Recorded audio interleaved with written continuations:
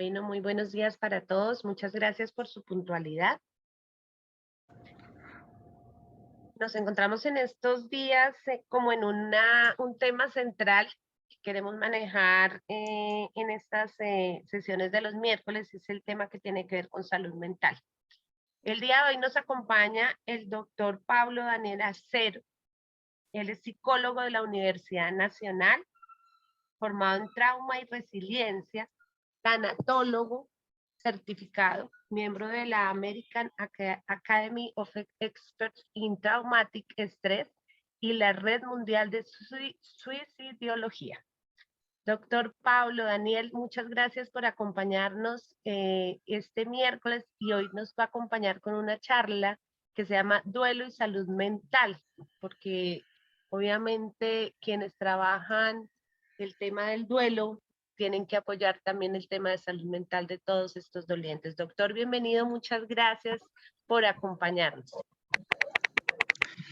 Hola, buenos días, Paula. Muchas gracias por la invitación. Muchas gracias a Remanso por abrir este espacio. Hace un buen tiempo que estuvimos en esta casa desde 2008. Estuve acordándome como los primeros encuentros a través de Remanso y pues muchas gracias por la invitación. Sí, la idea es poder compartirles a ustedes un poco de lo que ha sido mi recorrido y experiencia en, no sé si ya estarán viendo mi pantalla. Sí, ahí está, doctor. Yo le agradezco mucho. Me voy a cerrar acá para que usted siga. Perfecto. El espacio es suyo. Muchas gracias y Sí, bienvenido. muchas gracias. Si les decía, para compartir un poco mi recorrido de experiencia a lo largo de ya más de 30 años, eh, acompañando a personas en procesos de duelo. Voy a intentar en este espacio de esta mañana compartir una reflexión acerca de estos 4 temas. Uno, el duelo y la salud mental, de acuerdo a lo que plantean la Organización Mundial de la Salud, una perspectiva actual del duelo y la salud mental, algunos datos que nos invitan a reflexionar sobre nuestro qué hacer en el apoyo a personas en duelo y, por supuesto, una última reflexión que implica algunas sugerencias a partir de la experiencia de cómo hacer el abordaje de las personas en duelo. Quiero iniciar con esta reflexión. Es una reflexión que hace Eduardo Galeano. Eduardo Galeano, un reconocido escritor uruguayo que habla del hombre y cotea, tomando un escrito de un colombiano muy famoso, sociólogo, Orlando Falsborda. Dice, el hombre icotea es ese que sabe ser aguantador para enfrentar los reveses de la vida y poder superarlos, que en la adversidad se encierra para luego volver a la existencia con la misma energía de antes, pero que también es el hombre sentipensante, es decir, esa persona que combina la razón y el amor, el cuerpo y el corazón, para deshacerse de todas las malformaciones que descuartizan esa armonía y poder decir la verdad. Y dice Eduardo Galeano, el lenguaje que dice la verdad es el lenguaje sentipensante, es decir, ese que es capaz de pensar sintiendo y sentir pensando. ¿Por qué iniciar esta reflexión con estos 2 elementos de Falsborda y de Eduardo Galeano? Porque en el duelo se conjugan estos 2 elementos, sentir y pensar. Y hay personas, me imagino que ustedes lo han notado, muy sintientes en los procesos de duelo, pero hay personas muy pensantes. Los sintientes expresan su dolor, los pensantes son usualmente hombres y aquellos que asumen esa posición de tenemos que ser fuertes. Y entonces lo que quiere plantear Galeano es, caramba, quisiéramos, sería lo ideal a la hora de abordar una tragedia, una dificultad, no solo ser sintientes, no solo ser pensantes, sino aprender a ser sentipensantes. Y yo creo que en el duelo este es un elemento que se conjuga a la hora de acompañar adecuadamente a una persona. ¿Qué dice la OMS respecto de la salud mental y qué dice del duelo? En primer lugar, cuando hablamos de salud mental, la OMS señala algo que es profundamente impactante y que tenemos que tenerlo en cuenta. Es algo más que la ausencia de trastornos mentales. A veces decimos que la salud mental o que una persona que tiene problemas de salud mental es una persona que tiene algún trastorno mental. Y entonces pensamos en los más difíciles, pensamos en ansiedad, pensamos en depresión, pensamos en, qué sé yo, eh, trastornos, límites de la personalidad, etcétera. Pero no necesariamente es así. Hay personas que tienen afectada su salud mental sin que necesariamente tengan un trastorno mental. Y entonces tenemos que concebir que la salud mental es parte integral de la salud. Tanto es así que también afirma 2013 la Organización Mundial de la Salud que no habrá salud si no hay salud mental. Recién, este pasado lunes, la Organización Mundial de la Salud mm, organizó lo que se lleva ya desde hace 19 años, el Día Mundial de la Salud Mental, para hacer conciencia de esto que estamos diciendo, que no hace falta que alguien tenga un diagnóstico para decir tengo que acudir o tengo que cuidar mi salud mental. ¿Por qué? Porque la salud mental está determinada por múltiples factores, no solo de salud.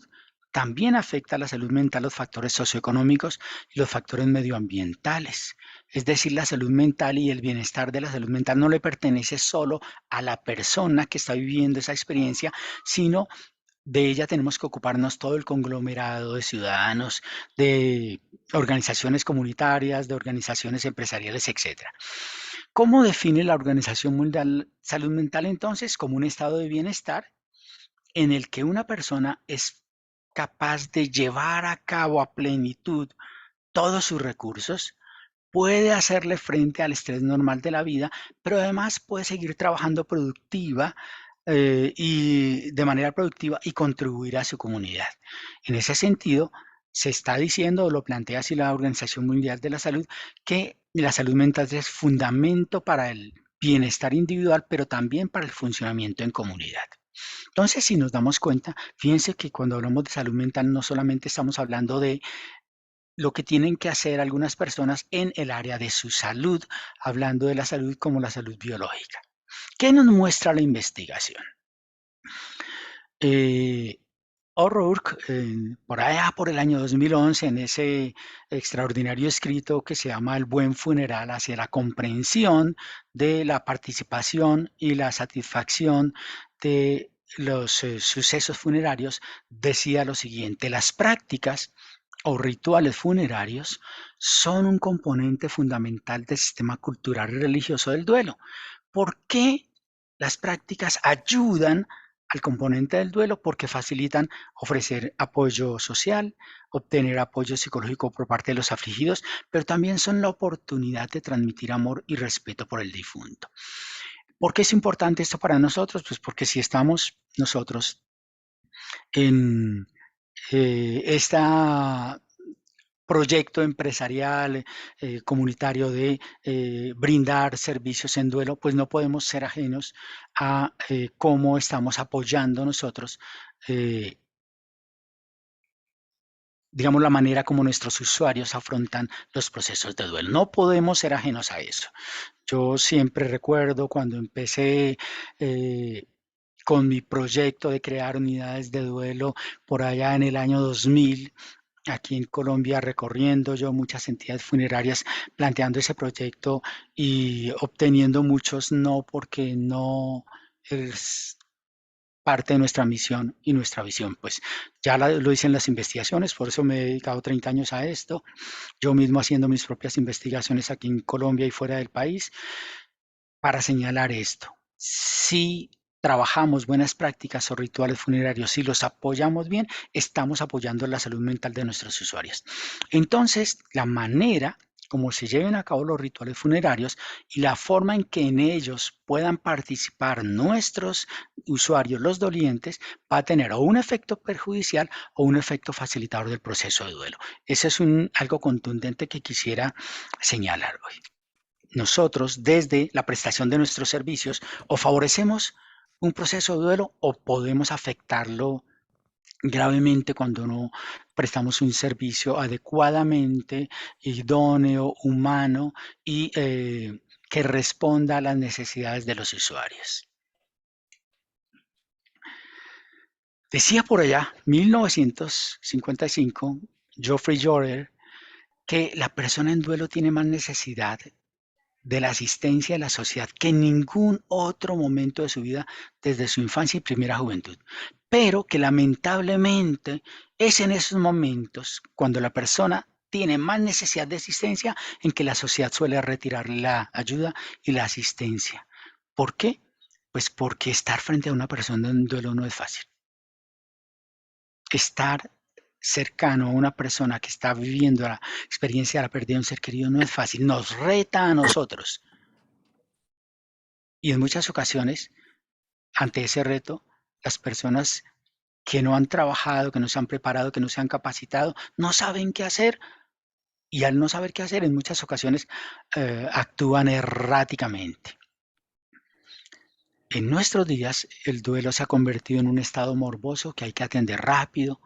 Entonces se tratan de abreviar los rituales y sobre todo borrarlos y entonces cada vez más tenemos servicios directos, no solo con ocasión de la pandemia, eh, eh, todo buscando evitar esa incomodidad de los escenarios del duelo. Pero desde ese tiempo, 1955, Joler decía, el rechazo de las emociones como la tristeza y otras aparejadas al duelo, así como los mandatos de no mostrar públicamente la aflicción, agravan el traumatismo de la muerte por el ser querido. Es decir, lo que nos hemos encontrado, y esto es lo que yo trabajo mucho en mi práctica durante estos 31 años, es cuando no favorecemos la expresión del duelo, agravamos y tal vez incitamos o desfavorecemos la buena salud mental de nuestros usuarios y no permitimos que nuestros usuarios hagan un duelo normal. Imagino que esos son conceptos que ustedes tienen más o menos claros. El 75, 80% de las personas esperan que hagan duelos que cursen normalmente, pero más o menos entre un 20 o 25% de los duelos van a cursar con lo que se llamaba duelo complicado o más recientemente como el DSM-5 lo ha inscrito, van a ser personas que hagan trastornos de duelo prolongado. ¿Producto de qué? Del rechazo de las emociones, de que no se acojan las emociones, de que se le invite a los dolientes a que se mantengan bien puestecitos y a que no manifiesten colectivamente lo que están viviendo. Y pues eso nos lleva a recordar a nuestra famosa, icónica Elizabeth Kubler-Ross cuando decía que algunas flores solo viven unos cuantos días y todo el mundo las admira y las quiere como señales de primavera y esperanza, pero después mueren. ¿Por qué hablo de esto? Porque en todos los momentos del duelo, ahí tendríamos que estar nosotros, ahí tendrías que estar alguien apoyando a las personas en duelo, incluso en los duelos más dramáticos, como por ejemplo el caso de la muerte gestacional y neonatal. Pero también ya al respecto se ha ido pronunciando la Organización Mundial de la Salud. Y miren lo que plantea la Organización Mundial de la Salud.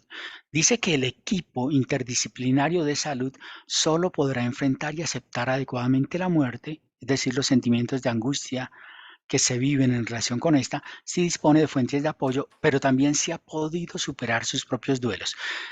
¿A qué se está refiriendo aquí la Organización Mundial de la Salud? Bueno, yo también trabajo como parte de equipos de cuidados paliativos y a eso se refería la Organización Mundial de la Salud diciendo, si alguna persona, si algún profesional va a estar cerca de alguien en el curso final de la vida, pedimos una cosa, que tenga fuentes de apoyo y en segundo lugar, que haya podido superar satisfactoriamente sus propios duelos.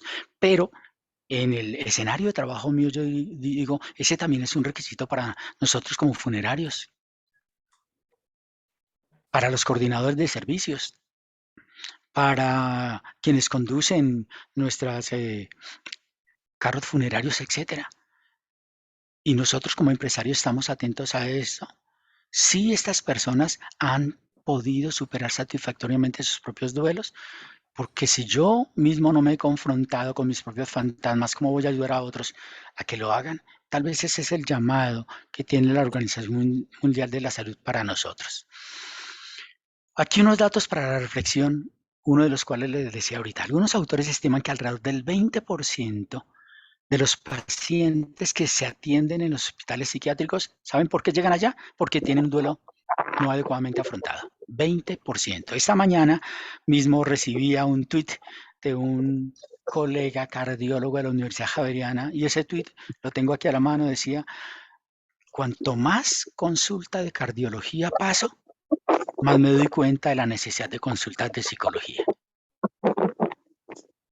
¿Por qué? Miren esto que les planteo ahí. Estudios realizados en distintos países han demostrado que la experiencia del duelo por muerte de familiares puede tener efectos sobre el sistema endocrino y constatan un elevado riesgo de morbimortalidad. Es decir, lo que nos dicen los estudios es un duelo no adecuadamente atendido. Probablemente provoque efectos en el sistema cardiovascular, en el sistema endocrino, obviamente en el sistema inmunológico, en el sistema nervioso de las personas. Y en este último párrafo, miren lo que le señalo de una investigación hecha en España. Ante la pregunta a 6.783 médicos españoles de atención primaria en salud, ¿ha vivido o ha visto usted problemas físicos o psíquicos en los familiares que atraviesan un duelo? El 55.25% dijo que frecuentemente y el 41% contestó que ocasionalmente, es decir, más o menos el 90% de los médicos señalaron que muchos de los consultantes que acudían a ellos tenían detrás problemas relacionados con el duelo. Hay algunos estudios recientes, este es un dato que a mí siempre me ha llamado la atención desde que empecé a trabajar en duelo. ¿Cuántas personas, cuántos dolientes hay por cada fallecido? Y entonces los estudios iniciales han mostrado que en promedio 10 personas. Fueron estudios que se hicieron por Priggenson en los Estados Unidos, por ahí en el año 2007, pero estas investigaciones van mostrando datos recientes que han indicado que hasta 35 personas en promedio en Latinoamérica estarían afectadas, es decir, por cada fallecido tendríamos 35 dolientes, pero más recientemente también la Organización Mundial de la Salud, pero particularmente la Asociación Internacional de Prevención de Suicidio, yo trabajo el tema del suicidio, muestra que en los casos de muertes violentas, como este caso, los afectados pueden ir hasta 135 por cada fallecido.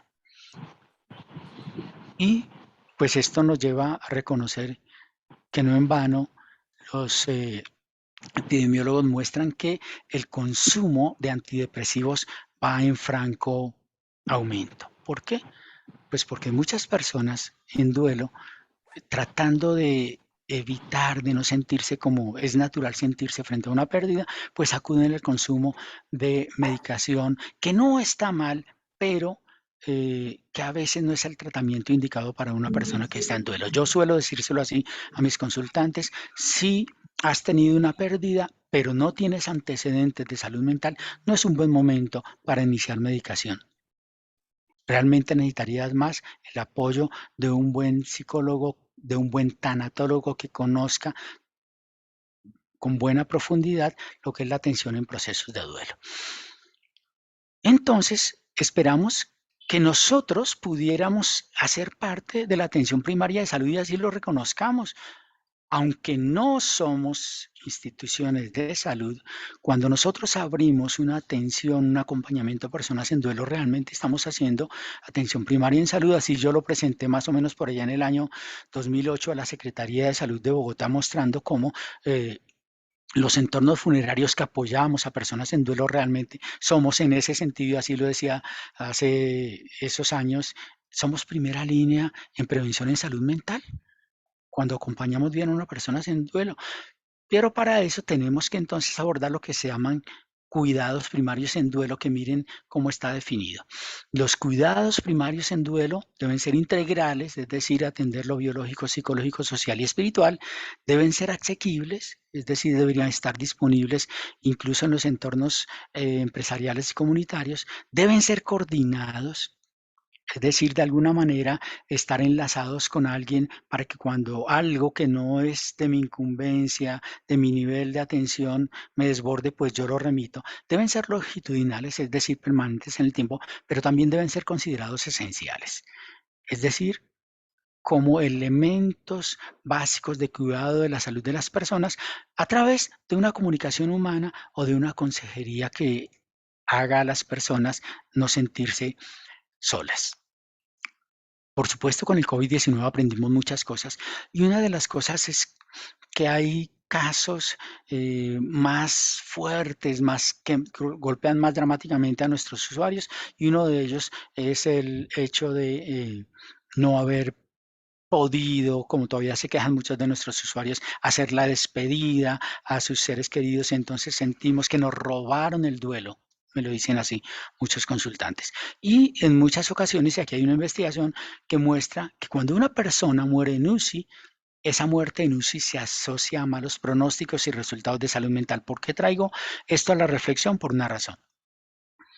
Porque cuando una persona muere en UCI, no sé si ustedes, espero que no hayan tenido esa experiencia, pero por lo menos la reconozcan, pues una de las medidas que se toman en los hospitales es restringir el acceso a los familiares. Esa medida que toman los hospitales a veces no se tiene claramente por qué, pues impide una adecuada elaboración del duelo en los dolientes cuando esta persona fallezca. ¿Por qué? Porque la función de un proceso de duelo bien llevado, que en muchas ocasiones puede iniciarse desde antes del fallecimiento del ser querido, lo que llamamos duelo anticipado, es permitir que se traten lo que denominamos técnicamente asuntos pendientes. Y cuando los familiares no pueden llevar a cabo, no pueden resolver, no pueden conversar, no pueden tener ese acercamiento a resolver con la persona que va a fallecer los asuntos pendientes, desde ahí los duelos empiezan a complicarse. Pero independiente de si una persona muere o no en la UCI, se sabe que una comunicación clara y completa por parte del personal de salud posibilitará un buen proceso de duelo. Entonces yo, que también he trabajado en clínicas y hospitales, siempre trabajo con médicos y enfermeras enseñándoles eso.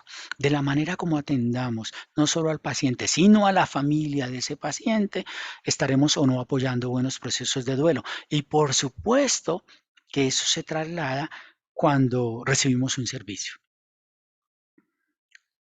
Todos los elementos que nosotros en las organizaciones funerarias tengamos previstos para la atención de un servicio, grandes o pequeños, inciden en la forma como las personas pueden hacer el duelo.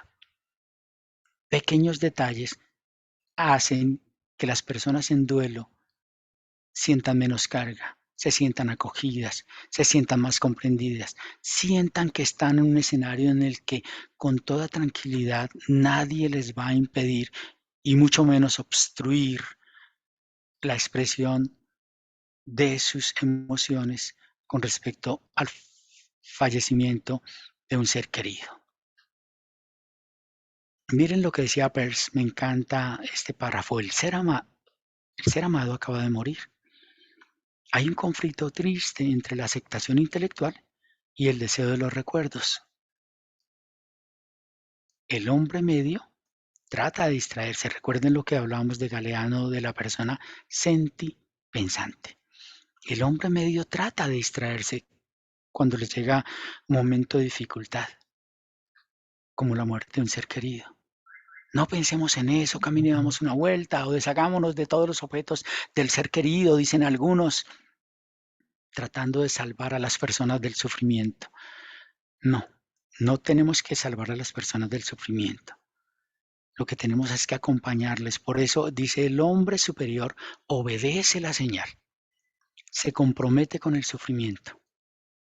Recuerda el pasado, constata que su presente está ahora, que ha perdido el eje de todo, es decir, esa persona que era valiosa para nosotros, la pena, la confusión, el sufrimiento se mantienen durante un tiempo, ya que hay mucho por destruir y aniquilar, pero también mucho por asimilar. Durante ese tiempo del sufrimiento, de afrontar la reciente partida de un ser querido, el ser humano no debe ocuparse de aquellas cosas que no sean importantes, cosas que suprimen deliberadamente el conflicto o las emociones. Y cuando el trabajo de duelo finalmente se ha acabado, la persona está transformada y acepta un desinterés creativo.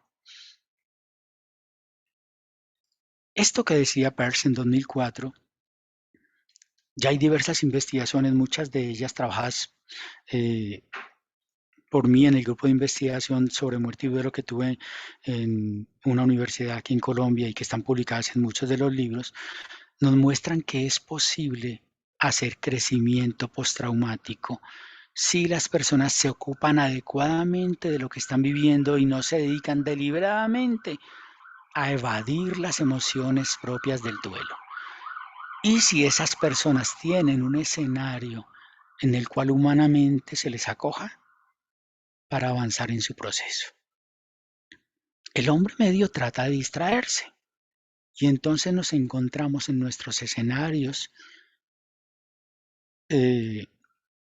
exequiales de muchas personas tratando de distraer a los dolientes para que no piensen y no expresen el impacto de lo que les pasó. El proceso de duelo y el acompañamiento del duelo tienen una función absolutamente contraria.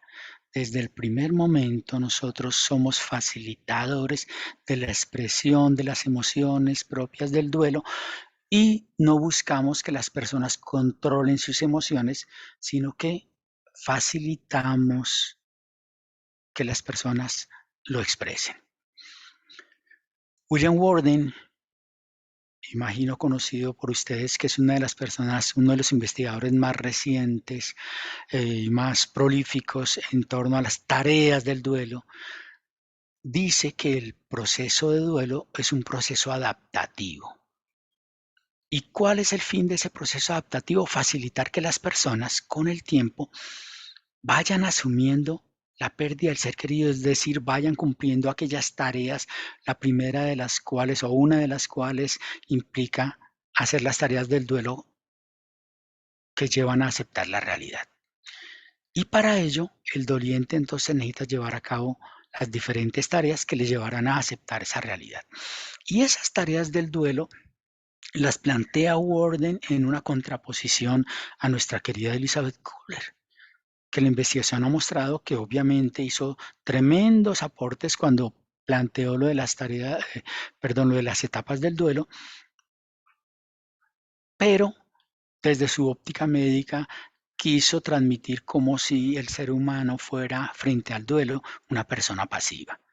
Y entonces lo que dice Worden es no basta con el paso del tiempo, no basta con el paso del tiempo para que alguien se recupere de un duelo, pero tampoco basta con simplemente esperar a que las etapas o mi vida vaya atravesando las etapas, porque no es así. En el duelo, dice Worden, tenemos que ser supremamente activos y cada doliente tiene que hacerse cargo de su proceso, y hacerse cargo implica yo voy a realizar las tareas que este proceso de duelo me impone. Y esas tareas implican asumir los sentimientos de aflicción, adaptarse a nuevos roles, nuevos espacios sin el ser querido, adaptarse también a la ausencia del ser querido, pero también aprender a recoger en esas lecciones lo que el ser querido nos deja para hacerlo parte de la reconstrucción de nuestro proyecto de vida.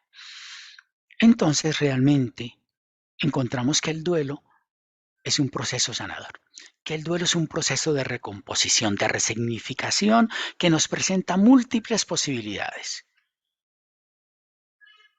Obviamente, si no atendemos, si no trabajamos oportuna y adecuadamente un proceso de duelo, pues va a ser un desencadenante de problemas de salud mental que en muchas ocasiones como no se quisiera, termina en un escenario psicopatológico en la vida de las personas que no fueron adecuadamente acompañadas o que ellos mismos no se permitieron ser acompañados en su proceso de duelo. Y entonces, de nuevo, es ahí donde tenemos que darle una importancia suficiente a lo que implica el adecuado, el idóneo acompañamiento del proceso de duelo y el acompañamiento a cómo esa ritualización que hacemos en los entornos funerarios tiene esa función. Todo lo que hacemos en un entorno funerario tiene la función de que las personas transiten adecuadamente su proceso de duelo, lo hagan a su ritmo, pero siempre con esa palabra clave en duelo que es afrontar. Uno de los verbos esenciales de los procesos de duelo es afrontar. ¿Y qué es afrontar? Mirar a la cara nuestro dolor, nuestro sufrimiento y entender que mirándolo a la cara estamos cuidando de nuestra salud mental. Porque la cultura y la tendencia humana frente a un proceso de duelo no nos lleva, no nos invita usualmente a afrontar, sino a evadir, a no pensar, luego a no integrar y asumir lo que nos está ocurriendo. Acompañar, decía Thomas, a un moribundo es recorrer con él el trayecto más largo posible hasta su muerte, marchar a su lado de acuerdo con su ritmo y en la dirección que él ha escogido. Pero también hay que saber callarse, escucharlo, para poder sostener su mano y responder a sus expectativas. Estar ahí tiene más importancia en realidad que hacer esto o aquello.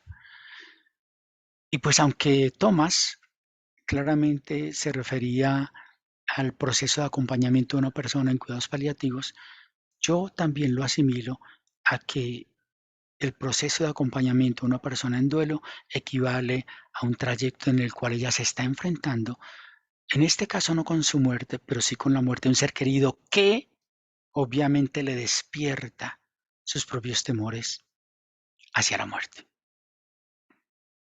Nuestros escenarios son confrontadores. Todos los escenarios funerarios son confrontadores porque inevitablemente nos hacen pensar en nuestra finitud. ¿Qué debemos hacer en un escenario de estos? Como diría Galeano, el hombre medio tiende a evadir, tiende a no hablar de eso, tiende a olvidarse de lo que está haciendo y de la trascendencia de lo que está haciendo en un entorno funerario. Paradójico que los que estemos en entornos funerarios tendemos o tendamos a no enfrentar lo que eso significa para nosotros. Pero si lo hacemos, seremos enriquecidos. Podremos crecer como personas, como seres humanos, como trabajadores. Tras la muerte de un ser querido, entonces, frente a la salud mental, reconocemos que hay una alteración de la percepción en relación con el mundo externo, es decir, la persona en duelo tiende a alejarse, a enconcharse, a encerrarse. ¿Cuál sería una buena función de nosotros en los escenarios funerarios? Que le ayudáramos a las personas en duelo a reconocer que si bien la soledad es un espacio válido en algunos momentos para enfrentar los duelos, no es y no debe ser un escenario continuo. Yo lo digo de esta manera y algunos me entenderán respecto a algunos lugares de Bogotá. La soledad es un buen lugar para visitar, pero un mal lugar para vivir. Y ojalá así se lo transmitiéramos a nuestros usuarios. Sí, necesitas un espacio de recogimiento, de soledad, pero luego necesitarás, y esa es la esencia del duelo, vincularte, hacer redes, dejarte apoyar o lo más importante es aprender a pedir apoyo cuando algo te desborde. Porque esos sentimientos de vacío, de ausencia, de soledad, de nostalgia, si no nos abrimos, si no abrimos a tiempo nuestro corazón al apoyo, a las redes, a los grupos de apoyo, pues probablemente la vamos a pasar más mal.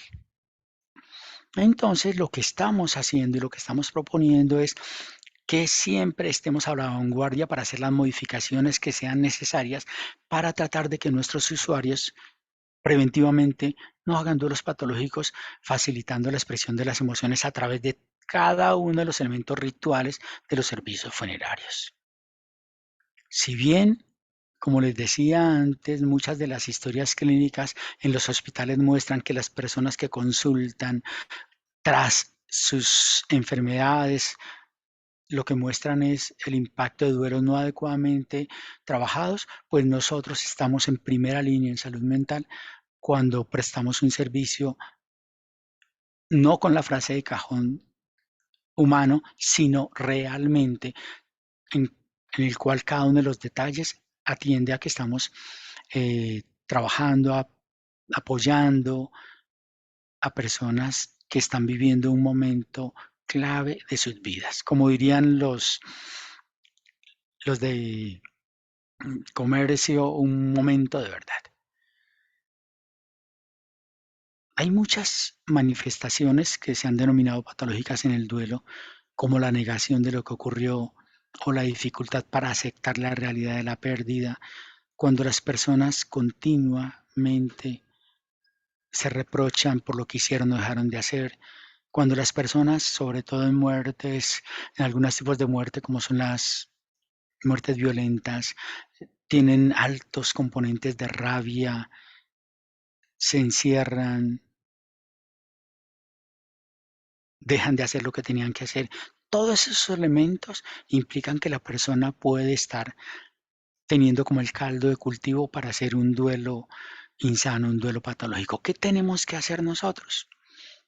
Tenemos que abrir espacios para la sana acogida, para la sana comprensión, para el acogimiento humano de los sentimientos incómodos que implican el duelo, de manera que desde esa circunstancia las personas den los primeros pasos para hacer adecuadamente afrontar la realidad de su pérdida. Decía Rosalía de Castro hace más de 100 años, pronto las tristes campanas dieron al viento sus ecos, murióse la madre mía, sentí rasgarse mi seno, la Virgen de las Mercedes estaba junto a mi lecho, tengo otra madre en lo alto, por eso yo no me he muerto. Cuando no acompañamos adecuadamente a una persona en duelo, los dolientes parecen muertos en vida. Los dolientes transitan por la vida, pero pierden el significado de la vida, le pierden el sabor, el color. De hecho, las investigaciones nos muestran, y no sé si ustedes son testigos de primera mano, cuando muchas personas en nuestras propias salas de velación manifiestan frente a la muerte de un ser querido que ellos también quieren morirse. Es la respuesta natural ante una tragedia y ante algo que no podemos reversar. Por eso es que nosotros en nuestros escenarios tenemos que acompañar a través de cada uno, reitero, de cada uno de los rituales de acompañamiento, acompañar a que las personas hagan, aborden lo más pronto posible, pero sin prisa, cada una de las tareas del duelo. ¿Cuáles son esas tareas del duelo? Brevemente las voy a compartir. La primera, que las personas procesen adecuadamente las emociones del duelo. ¿Cuáles son esas emociones? Tristeza, rabia, culpa, miedo, impotencia o vergüenza. Pero luego que aborden las siguientes tareas, como es afrontar la realidad de la pérdida, y afrontar la realidad de la pérdida implica reconocer que nos ha sucedido algo que ya no podemos reversar, pero que no necesariamente nos quita o nos roba el sentido de la vida. Admitir la realidad de la pérdida realmente es el momento clave para que yo mire hacia lo que tengo enfrente y hacia lo que me quedó. Y con ello emprenda mi camino. Afrontar la realidad de la pérdida implica dar el paso a ubicarnos en nuevos escenarios sin el ser querido y empezar ese proceso de acomodación, sobre todo en esas fechas significativas en las cuales también nosotros como funerarios podemos favorecer los procesos de duelo a través de lo que hagamos con nuestros dolientes, a través de las actividades que emprendamos con ellos. Cuarta tarea, trabajar para que tras toda tragedia, tras todo momento duro de la vida, podamos extraer una lección que nos lleve a nosotros en homenaje al ser querido, en recuerdo al ser querido, a crecer como seres humanos.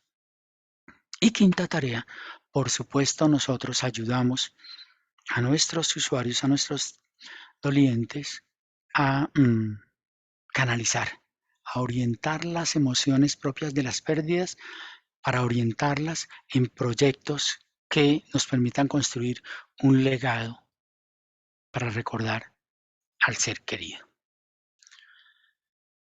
¿Qué es lo que tendemos a hacer cuando no conocemos de duelo? ¿Qué es lo que tienden a hacer las personas cuando no han vivido una experiencia de duelo? A reprimir las emociones, a ocultarlas. Usted tiene que ser fuerte. Y de hecho, si pudiéramos hacer un ejercicio en nuestras salas de velación, ¿cuál es la frase más repetida en las salas de velación? Sé fuerte.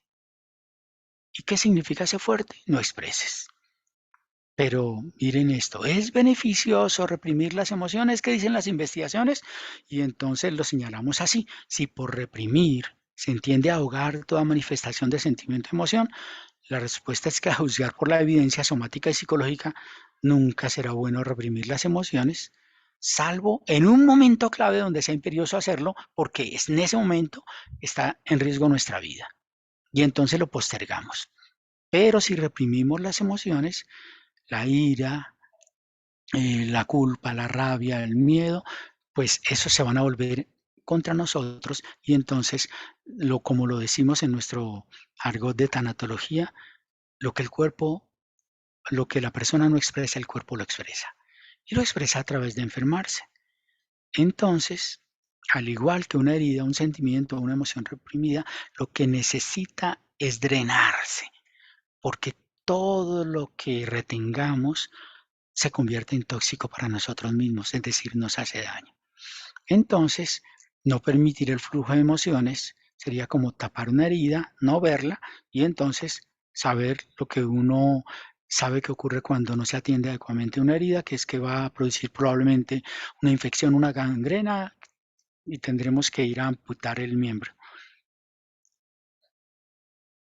Lo que tenemos que hacer es ayudar a través de todo lo que hagamos a que el doliente se contacte con sus emociones en lugar de bloquearlo y favorecer esa expresión emocional a través de los distintos rituales que nosotros podemos acompañar.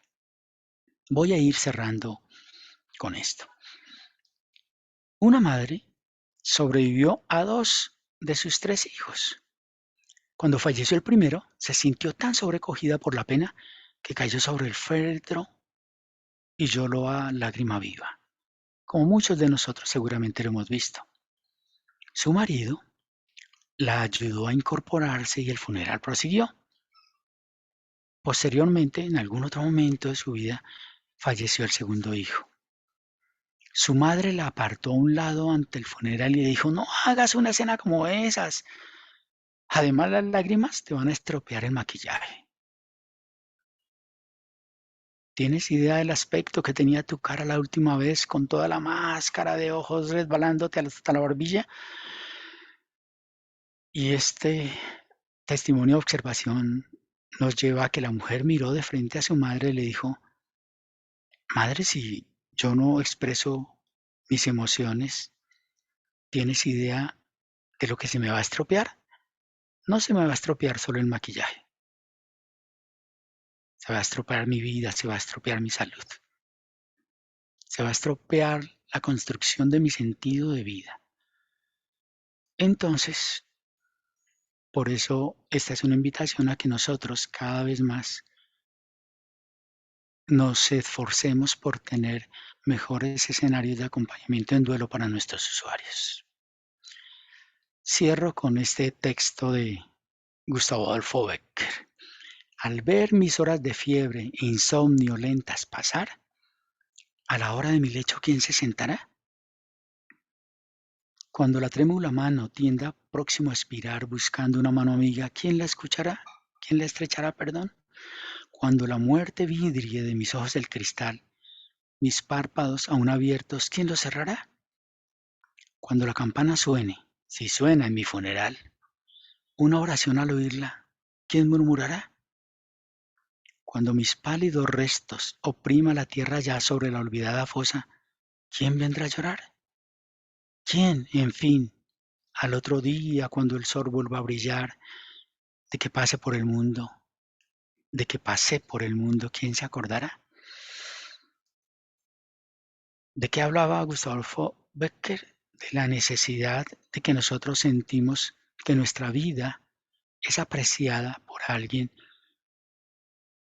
en cualquier momento de la vida y que el duelo va a ser ese momento en el cual nosotros recogemos lecciones, legados, aprendizajes para que nuestros seres queridos fallecidos sigan viviendo a través de nosotros.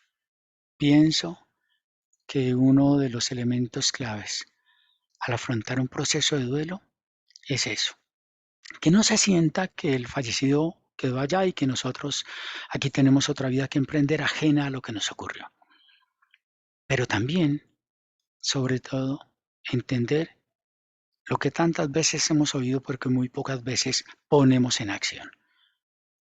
El duelo no es un proceso de olvido, el duelo es un proceso para aprender a recordar y cerrar adecuadamente las heridas de la pérdida, recordando, trayendo, trabajando el legado. Y eso pienso que es una tarea de todos los que estamos en los escenarios funerarios. Trabajar el legado, el acompañamiento para aprender a recordar. Bueno, muchas gracias por la madrugada de ustedes, por puntualmente estar con nosotros. Y pues bueno, nos quedan unos minuticos para la interacción, ojalá que la podamos tener.